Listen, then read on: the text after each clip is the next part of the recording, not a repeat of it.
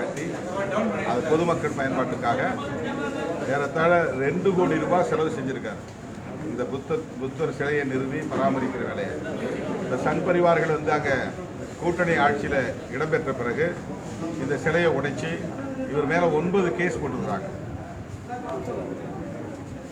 அவரை கைது பண்ணி சிறைப்படுத்துறது முயற்சி பண்ணுறாங்க. அந்த இடத்தை ஆக்கிரமிப்பு பண்ணியிருக்கிறாங்க. அதனால் ஆந்திர பிரதேசத்தினுடைய மாநில பிரச்சனையாக இது இல்லை, இது ஒரு தேசிய பிரச்சனை. ஏன்னா முஸ்லீம்களையும் கிறிஸ்தவர்களையும் எப்படி குறிவைக்கிறார்களோ அப்படி பௌத்தர்களையும் சமணர்களையும் கூட பாஜக அரசு குறிவைக்கிறது விட்டு வைக்கவில்லை. அதற்கு சான்று இது. ஆந்திராவில் ஒரு கூட்டணி ஆட்சி பிஜேபியோடு ஏற்பட்டதனால் எந்த அளவுக்கு ஆந்திர மாநிலம் சனாதனமயமாகி வருகிறது, சிறுபான்மையினர் அச்சுறுத்தலுக்கு ஆளாகிறார்கள் என்பதற்கு இந்த சம்பவம் ஒரு சான்று.